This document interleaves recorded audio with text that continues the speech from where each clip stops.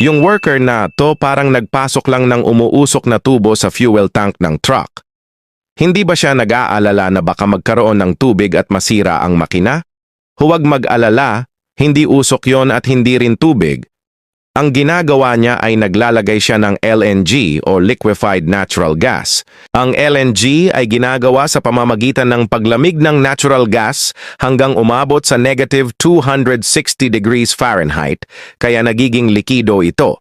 Sa ganitong anyo, kumukuha lang ito ng 1/600th ng normal na espasyo kumpara sa regular na gas. Sa mga truck, ang LNG ay isang malinis na fuel. Mas mababa ng 20% ang CO2 emissions nito kaysa diesel at halos walang sulfur o usok. Kaya nakakapasok ang LNG trucks sa mga low-emission zones tulad ng Port of Los Angeles nang walang bawal. Mataas din ang efficiency nito. Isang full tank, kaya nitong magpa-travel ng mas malayo at mas tahimik pa ang takbo ng makina. Kaya maraming long-haul at refrigerated freight trucks ang unti-unting lumilipat sa LNG systems. Pero may kapalit.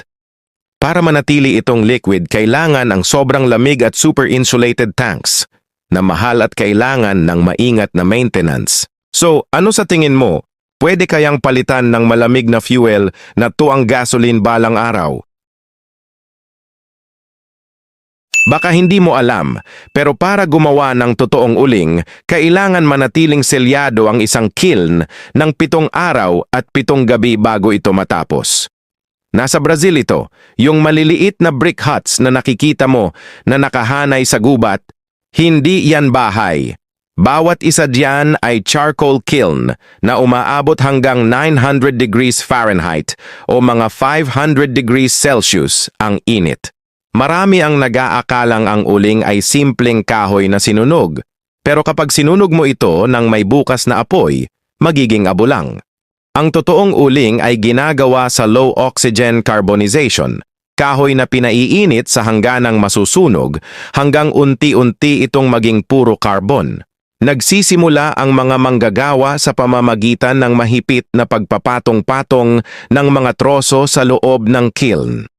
Pagkatapos, siniselyuhan nila ang bawat siwang gamit ang brick at putik, at isang maliit na butas lang ang iniiwan para sa apoy. Mula sa oras na iyon, kailangan nilang bantayan ito ng 7 araw diretso. Walang thermometer, kaya umaasa sila sa kulay ng usok, amoy sa hangin at init sa palad para kontrolin ang temperatura na halos eksaktong nasa loob ng 10 degrees ang pagitan. Kapag umabot na sa 900 degrees